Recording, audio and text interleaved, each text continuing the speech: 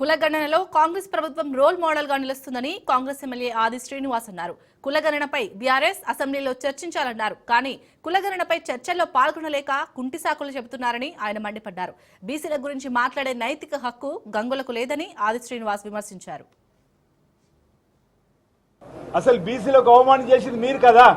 34% ఉన్న రిజర్వేషన్ ను 20% తగ్గించి ఎన్నికల్లో పోయినప్పుడు మీ నోట్లు ఎటుపోయినాయని అడుగుతా ఉన్నాం. ఆనాడు బలహీన వర్గాలకు సంబంధించి అన్యాయం జరుగుతుంటే బీసీ బంధు పెట్టి ఎవరికి రూపాయి ఇయ్యని రోజు, ఎంబీసీ శాఖను కార్పొరేషన్ ఏర్పడేసి అనాపైసి ఇవ్వని రోజు ఎందుకు మీరు నోరు మెదిపలేదని చెప్పని సందర్భంగా మీకు ఈ వేదిక ద్వారా అడుగుతూ ప్రజలందరూ కూడా గందరగోళం గురి చేసేటువంటి కార్యక్రమం చేయడానికే ఈరోజు మీడియా వద్దకు వచ్చి వాళ్ళు మాట్లాడిన మాటలు ప్రజాపాలన ఈ ప్రభుత్వం యొక్క లక్ష్యం. గౌరవ ముఖ్యమంత్రి రేవంత్ రెడ్డి గారు అనేక సందర్భాలు అన్నారు. ఈనాటి అసెంబ్లీలో మీ అందరిలో కూడా మాట్లాడే అవకాశం మీ స్పీకర్ గారు కోరుతాం. మీలాగా 4 గోడల మధ్యలో నలుగురు మాట్లాడి శాసనసభను వాయిదా వేసుకునే సంస్కృతి మా కాంగ్రెస్ పార్టీ ప్రభుత్వం కాదే అంటున్నారు. ఇలాగా నలుగురే మాట్లాడి ఇంకైతే ఆ నలుగురు ఒకరిద్దరితో మాట్లాడి సభను ముగించుకుని పోయిన రోజులు మీ. కానీ మేము అలా కాదు. ఈ రోజు శాసనసభలో ఉన్నటువంటి సభ్యుల యొక్క అభిప్రాయాన్ని తీసుకొని ఈ బీసీ కులగణన ద్వారా ముందుకు పోలని చెప్పిన లక్ష్యంలో 56% వచ్చింది. దానికి వారు సన్నాయి నొక్కులు ఒక్కుతున్నారు. ఆనాడు వాళ్ళు చేసినప్పుడు 51%. ఈ రోజు 56% తేలితే